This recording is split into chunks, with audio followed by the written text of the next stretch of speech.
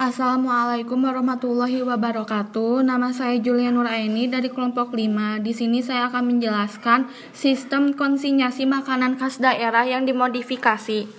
Pemilihan sistem pemasaran yang tepat menjadi salah satu penentu keberhasilan dari penerima produk tersebut. Di tangan konsumen, salah satu sistem yang akan diterapkan pada sistem pemasaran produk makanan khas daerah adalah sistem konsinyasi. Sistem konsinyasi adalah sistem kerjasama pemasaran antara pemilik barang, produsen dengan pemilik warung, toko, outlet, pemasaran, atau sering disebut sistem titip jual. Sistem konsinyasi ini tidak rumit, produsen hanya perlu mencari warung, toko, outlet yang bersedia menerima produknya dengan membuat kesepakatan kerjasama dengan maksud menitipkan barang dagangan di warung atau toko tersebut. Jika sudah sepakat, maka kita hanya perlu memasukkan barang dagangan, menunggu beberapa hari, dan kembali untuk mengambil bayaran dan mengganti barang dagangan yang sudah lama.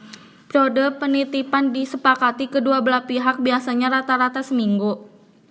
Sistem bisnis adalah sistem bisnis yang menguntungkan kedua belah pihak. Bagi produsen yang menitipkan barang dagangannya hanya perlu menitipkannya saja.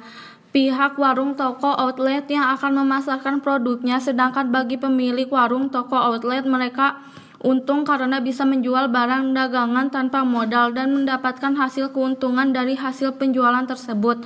Kalaupun barang rusak atau tidak laku, tidak menjadi tanggung jawab pemilik warung, toko, outlet. Kelebihan penjualan konsinyasi. Kelebihan melakukan penjualan secara konsinyasi dapat dilihat dari dua sisi, yaitu dari sisi konsignor dan dari sisi konsigne. Berikut beberapa penjelasannya. 1. Bagi pemilik produk atau konsigne, memperluas pasar dan menghemat biaya promosi. Dengan melakukan perjanjian penjualan konsinyasi, pihak konsignor akan memperoleh keuntungan seperti memperluas pasar dan menghemat biaya promosi. Penghemat SDM. Biasanya pelayanan produk yang dititipkan kepada pihak penjual tentu saja akan dijual oleh mereka, sehingga Anda tidak perlu melayani konsumen atau pelanggan secara langsung. Dengan demikian, cara ini dapat menghemat SDM untuk melakukan pemasaran maupun biaya pelayanan fokus terhadap produk. Kelebihan selanjutnya yang dapat diperoleh konsignor adalah dia dapat lebih fokus terhadap kualitas produk yang akan diproduksinya. Selain itu, Anda juga dapat melakukan inovasi-inovasi agar produk lebih unggul.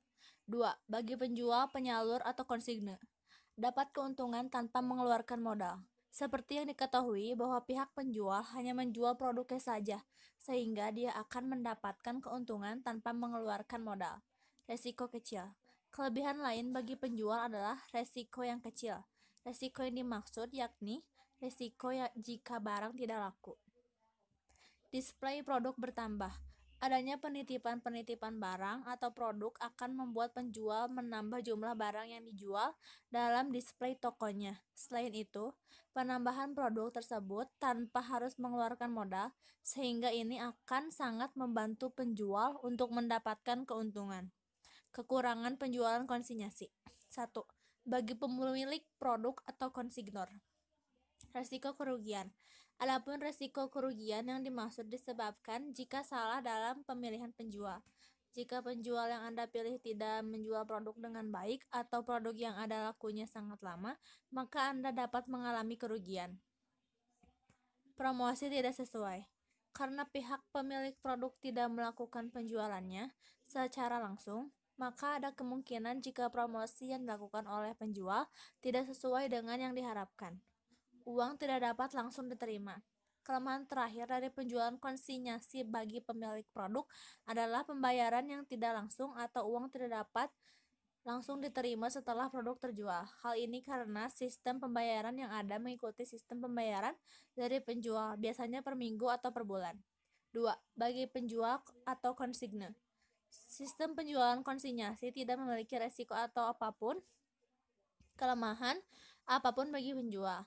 Hal ini karena produk yang dijual memang bukan produk mereka sendiri. Bagi konsigne, keuntungan dapat diperhitungkan dari beberapa banyak barang yang dijual.